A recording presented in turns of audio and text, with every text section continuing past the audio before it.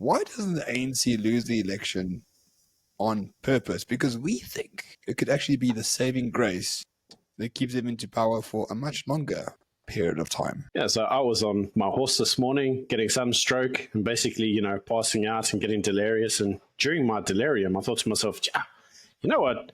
Why doesn't the ANC just pull like a Tory party and a Labour party and just like lose? Because if you look at the Labour Party, they already screwed up the UK. And then they let the Tories win. The Tories are kind of won. And now the Labour Party just has to sit there going, hey, these Tories can't run shit. Like, hey, chick, mass immigration, we never had that. And now it means, like, come 2024, this year, we're obviously going to have an election in the UK. And it's highly likely that Labour's going to win. Well, it got me thinking, why doesn't the ANC just do that? Like, go into opposition. The DA is never going to fix this place in 20 million years. You've got 5 years where you can just like blame everything on the DA. You could be like, hey, load shedding. That's like a DA problem, even though it started with the ANC. Like, people's memories are very short. Exactly, and that's what you have to count on, especially in Retail Danistan, where, assuming people have memories in the first place, if they do have them, they would be quite short. Because here's the thing. I'm sure it is a lot of work to run this country badly. Even badly, I'm sure it takes a lot of work. Have you seen Gwede Mantashe lately? Have you seen Paul Mashatile? Have you seen Cyril? Do these people look happy to you? No, they look tired, they're dejected. Because you know what? Generating electricity and making sure the railway lines aren't stolen and all the rest of it, I mean, that takes a lot of work. I mean, as I keep saying, it was solved in Europe 200 years ago, but for Africa, it takes a lot of work to make sure these things still exist.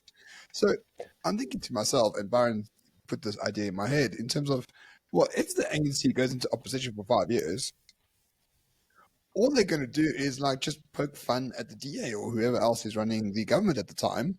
The government of the time will not be able to solve any of the issues. They won't be able to solve ESCOM. They won't be able to solve unemployment. They won't be able to solve any real issue meaningfully within the next 5 years. So maybe we'll be like, well, you know what? Life was actually better under the ANC, so maybe we should give them another chance. And I think it could work out quite well for the ANC. Do you remember life under Thabo Mbeki? Like, we all think to ourselves, best president South Africa had. And actually, in retrospect, probably is. But life wasn't that rosy under Thabo Mbeki. In fact, mass immigration, especially the white individuals, started under Thabo Mbeki.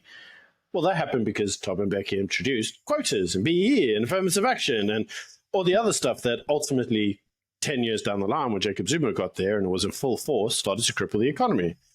And even now, we're looking at Cyril Ramaphosa and thinking to ourselves, hey, Jacob Zuma, he was a rock star. We should get that guy back. We forget the protests. We forget how terrible everything was under him. We forget the late night shuffling of ministers that last 24 hours and then we put a new one in place. We forget all of that because people's memories in elections are short. You know what, Ramon? You can't fix ESCOM in 2 minutes. It can't be fixed in 5 years. It doesn't take that long to build brand new power stations. It takes an incredibly long time to build them. So regardless of who's in power over the next 5 years, you ain't fixing this place. You're not suddenly getting new railway tracks and new ports. That stuff takes an incredibly long time to build.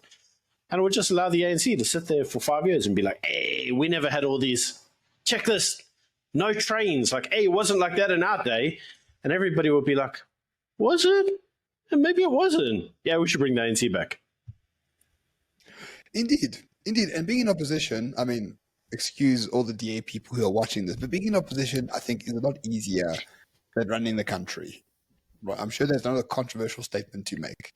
Being in opposition means you have your tea parties with funders, you call the ANC a puss, you say Cyril's a puss as well to his face, you go to America and say, go is wonderful, then you go to Ukraine and you kneel down next to bombs and you say, this is terrible, Russia bad. Like, it's not an incredibly difficult job to be in opposition with excuses and condolences to those who are, because we would never want to do that. Why? But I think running a country is very different than being in opposition. So for the ANC, being in opposition for 5 years is going to be like super, super easy for them. I mean, all the ANC has to do is talk to in Parliament, which they do already. All they have to do is call out the government for not doing something, which they do already, even though they are in government. All they have to say is the DA is, a vestige of white monopoly capital and Western imperialist forces, which they do anyway. I mean, they do everything the opposition would do anyway as the ANC, but without the responsibilities. It's like a win-win.